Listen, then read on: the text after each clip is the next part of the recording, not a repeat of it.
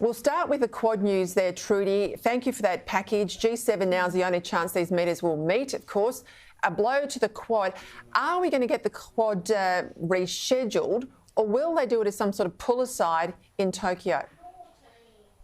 Well, it sounds like it's going to be a pull-aside in Japan, which does really mark a real missed opportunity. The whole point of having the Quad here is a standalone meeting of these four leaders to show the solidarity that's there. This is a display directed at China, and that now won't take place. It is, for Anthony Albanese, you'd have to say he must be privately disappointed that this has suddenly had the rug pulled out from under him.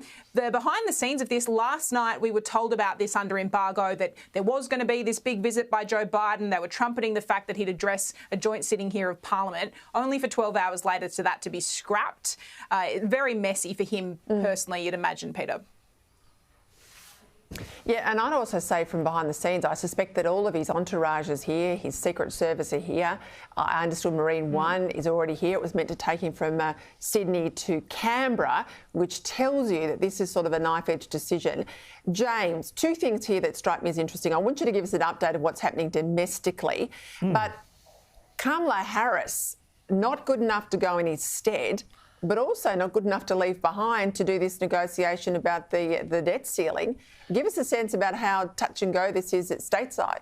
Well, the interesting thing, Peta, about these debt negotiations, and just to bring everybody up to speed on it, these are negotiations between Republicans and Democrats to get a budget through. They don't do it like we do here in Australia, and they've got this big problem because they've already hit their 31-point-something trillion with a T debt limit back in January. Accounting tricks are keeping the government going. By June 1, they're out of money. They've got 16 days legislatively to get a solution. Now, the interesting thing, though, is New York Times is just reporting that there's a new era of sort of good feeling here. The Democrats and the Republicans are moving closer together.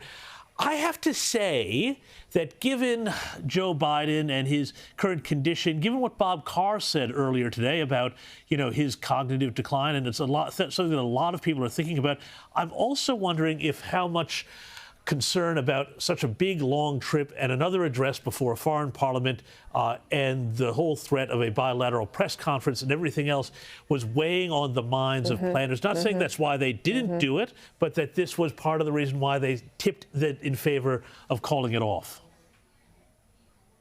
I can tell you that there's always concern from the Canadians and the Americans about the nature of our press conferences. Nowhere to hide in Canberra. That's you, Trudy. We've got a very tough press call here.